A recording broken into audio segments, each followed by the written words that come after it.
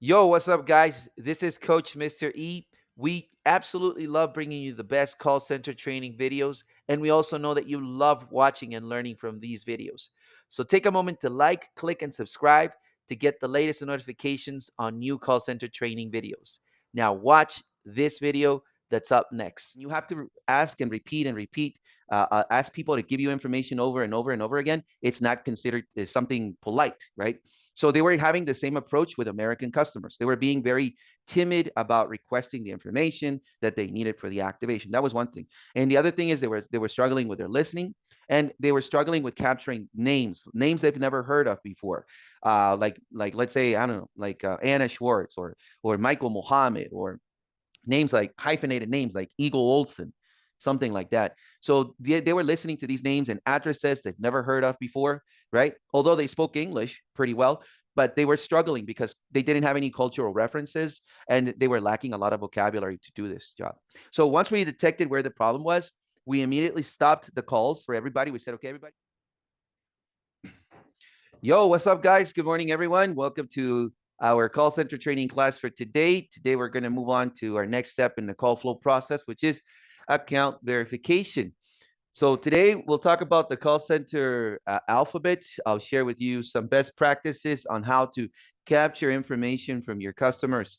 Also, I'll share my personal insights from based on my experiences on how this would work.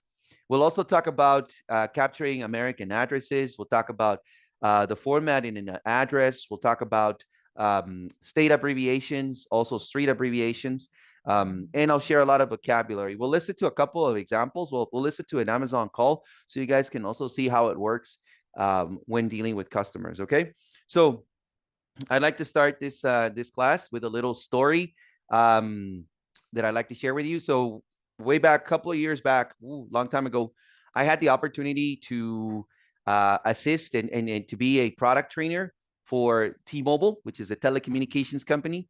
And we had this new group of agents that just recently came in, new hires. None of them had experience in handling information from customers, and it was their first time call center.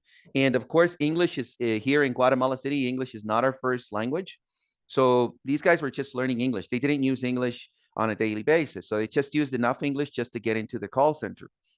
Well, it turns out that in the activations department, which is the department that's responsible for activating SIM cards, and in that process, in the activation process, they had to operate a system in which they needed to request information from the customer: name, social security, addresses, activation codes, SIM card numbers, a bunch of numbers. There's all this information that agents had to request from customers.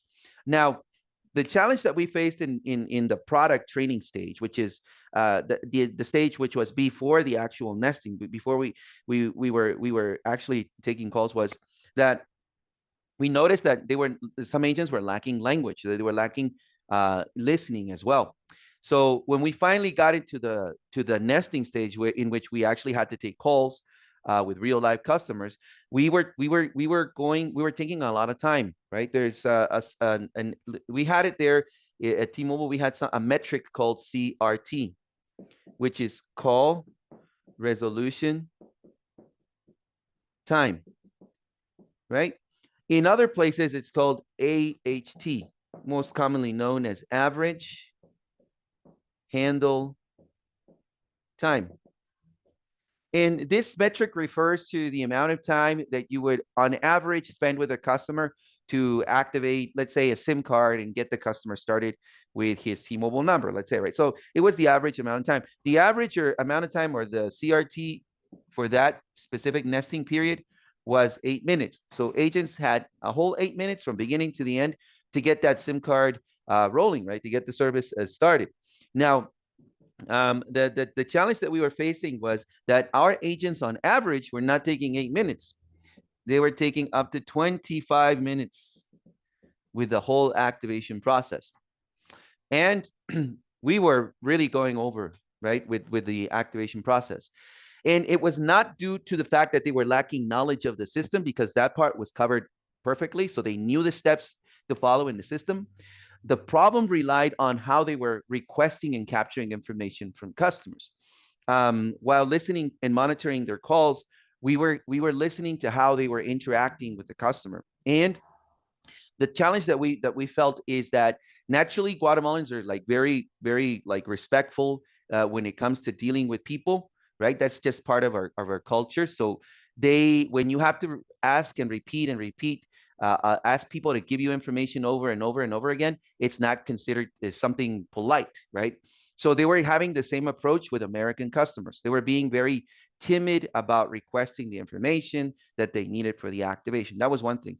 And the other thing is they were struggling with their listening, and they were struggling with capturing names they've never heard of before. Like let's say, I don't know, like Anna Schwartz or Michael Mohammed, or names like hyphenated names like Eagle Olson, something like that. So they were listening to these names and addresses they've never heard of before, right? Although they spoke English pretty well, but they were struggling because they didn't have any cultural references, and they were lacking a lot of vocabulary to do this job. So once we detected where the problem was, we immediately stopped the calls for everybody. We said, okay, everybody off the phones, take your last call. Everybody, let's huddle. Let's get to work on this. So we immediately went ahead and taught the call center alphabet. That was our first action plan in the process, right? So the call center alphabet key is basically a word representation for the letter of the alphabet. So on the board, I got the NATO phonetic alphabet, which is used internationally by NATO, which is a military force. Okay. And this this allowed, we taught them the representation. So we taught them that letter A stands for alpha, B stands for Bravo, C for the word Charlie, D for the word Delta, etc. Right? So every letter of the alphabet had a key word, right? So we also taught them about key spelling. So the term key spell.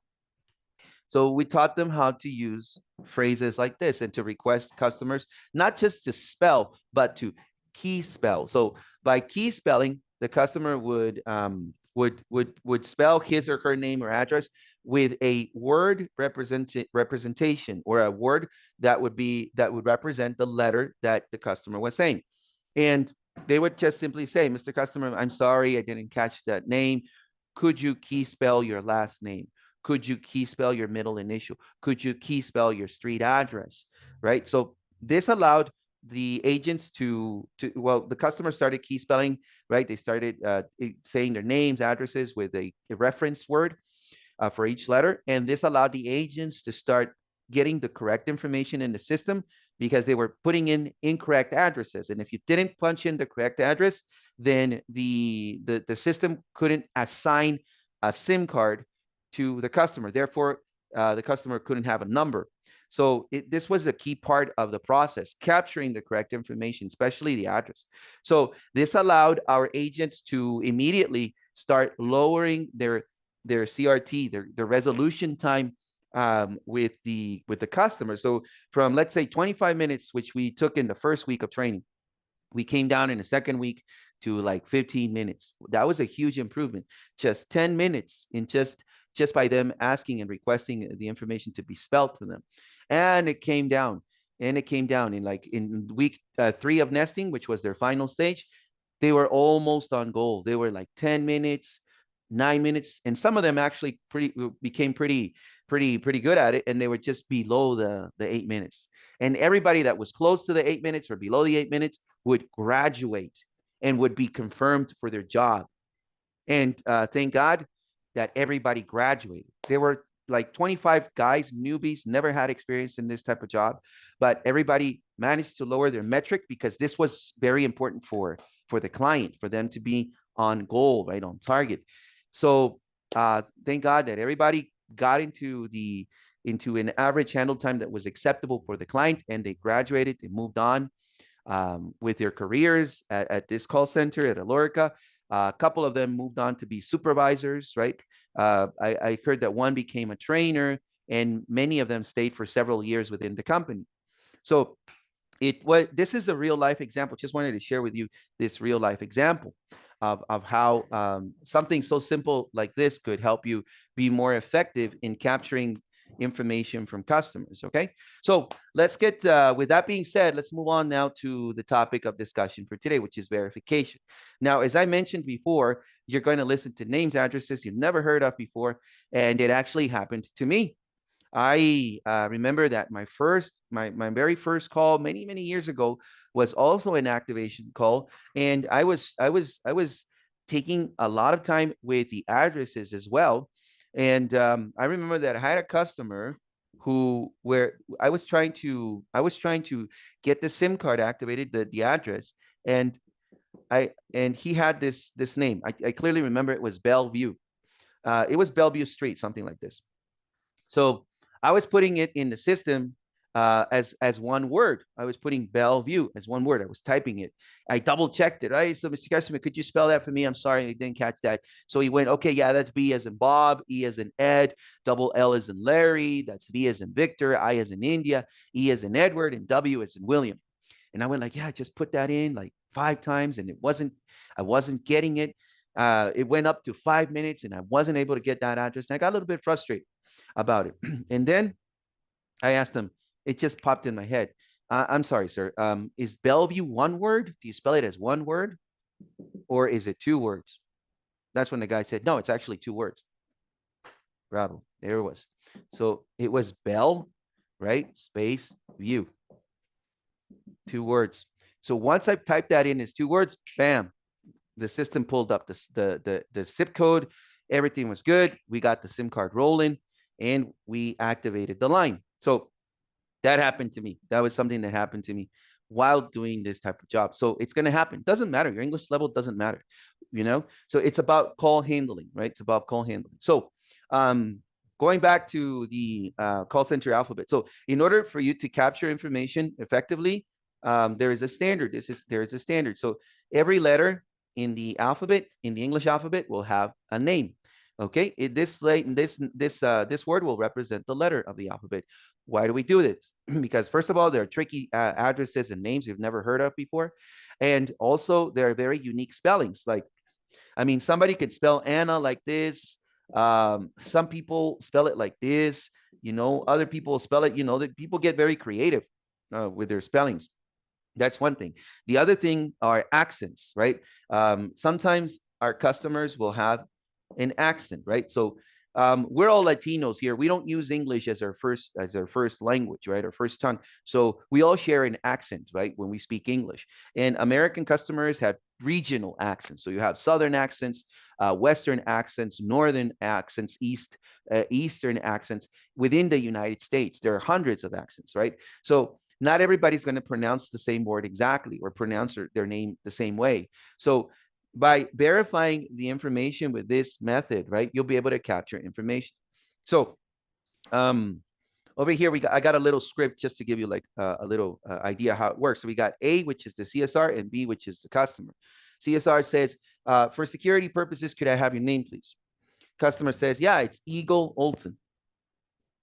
I'm sorry, my apologies. Could you key spell your name, please? Sure. It's hyphenated, and that's E as in Echo, A as in Alpha, G as in Golf, L as in Lima, E as in Eagle, and hyphen, O as in Oscar, L as in Larry, D as in Delta, S as in Sam, O as in Oscar, and N as in Nancy. Thank you very much, sir. Boom. Put it in the system. We move on to the next step. Right? So here, let's say the customer key spelled her name for the agent. Now, customers might not be familiar with this specific standard, right? They might make their own, they'll just come up with it on the spot, right? They could say, instead of alpha, they'll say A as in apple or A as in Anna, very common names or objects or things that are common. So it makes sense, right, for them to do that. So they could say B as in Bob, or C as in cat, or D as in David, you know, things that you can relate with. However, when a customer has a thick accent, when it's not pronounced the way that you expect it to be pronounced, and there's a thick accent, or maybe the communication is not good, there are interruptions, or the volume, or customers in a noisy area, right? It's kind of tricky to get the information right. So you need to double check and verify. All right. So, oh yeah, Mr. Customer. So you said N. Okay. So just to verify, that's A as in alpha, and that's going to be N as in November, and that's going to be E as in echo. Correct? Do I have it right? Yeah. Perfect. Boom. So we use it to double check, to verify our work. Okay. Now, let me just show you the standard. So the standard that we're going to use is this. This is the standard, right? So we're going to have A as in alpha, B for Bravo, C for Charlie, like the name, D for Delta, E for Echo, F as in Foxtrot, G for Golf, H for Hotel, I for India, J for Juliet, K for Kilo, L for Lima, M as in Mike, like the name of the person, N as in November, O for Oscar, P for Papa, Q as in Quebec, as in the province in Canada, R for Romeo. So you got Juliet and Romeo. Don't say Romeo, Romeo. S as in Sierra, T as in Tango, U as in uniform, V for Victor, W as in whiskey, X as in X-ray, Y for Yankee, and Z as in Zulu. Okay, so you can immediately start to see how useful it is, especially when letters could be a little bit, they could sound familiar. Like you could get B as in Bravo or V as in Victor, right? So you can request the customer, okay, so your middle initial is B as in Bravo? No, it's V as in Victor. Gotcha. I got it. Boom. Problem solved. So you got that fixed. Okay. So that's important as well, right? You got accents, you got tricky names, right? So this will allow you to verify. True story as well. It's important to learn the standard, because to have it top of mind, right? To have it ready, because sometimes, and this happens when you're starting out, you don't recall a specific names, because you're just like so full of information at the beginning that you don't recall a name. So a true story. So here with Q, the letter Q, I was helping an agent there, and in Guatemala, the national bird is called the quetzal. It's this Mayan bird, whatever. So the agent was saying, yeah, is that Q as in quetzal? And imagine the American customer was confused, like, what? I'm sorry, Q as in quetzal. Made no sense to the customer. So I just said, Q as in Quebec. Q as in Quebec. Oh yeah, Quebec, yeah. And was able to verify the name. So that's where the standard becomes useful, because you got a standard. You know, it's Q as in Quebec. Everybody gets Quebec. R as in Romeo, you get Romeo, right? T as in Tango, you get Tango. Y as in X-ray, it's X-ray. It's not X-Men or something else. It's X-ray, right? Z as in Zulu, and there you go, okay? So it's effective in that sense because there's a standard, right? It's a standard. However, your customers might not use it. They might not be familiar with it. They might use other terms, right? You can also use other terms that are useful to you, that you find are effective. So I usually found that alpha was effective, but also Anna was effective. So it worked both ways for me. Let's say November. So yeah, November is effective, but I also used a lot of Nancy. N is in Nancy. So that worked out pretty good as well. I could either say November or Nancy.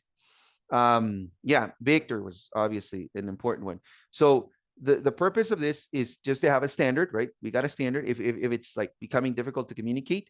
And you can also come up with your own versions. I recommend that you use this because sometimes you might pronounce it due to our accent, not 100% accurate, and they might not get you. Customers might not, what did you say, right? So you got to have a backup just in case the customer doesn't get you with, let's say, Q as in Quebec. I'm sorry, what you say? I mean, Q as in Queen. Oh, gotcha. Boom. So you got to have like a backup just in case the customer is not catching what you're saying to them. Okay, and it's gonna happen. It will happen. Yeah, it'll happen. So that's what we're gonna use for today. The second thing that I want you to keep in mind for today is the phrase, could you key hyphen spell. When you request a customer to key spell, they'll spell out the address or their name with a word reference, with a word key, in order for you to, for the customer to help you with this, okay?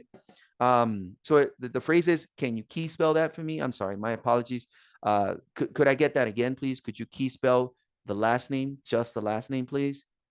And you get it, you get the customer to spell it out for you. Okay, guys? So very, very effective technique that we use at the call center for capturing information, right? So I hope you guys use it in your calls and it becomes useful to you as a tool for verification. Next, we're going to move on to listen to an Amazon call. So you guys see how it's done, how the agent verifies and the customer key spells the email address as well for the agent. Let's go check it out.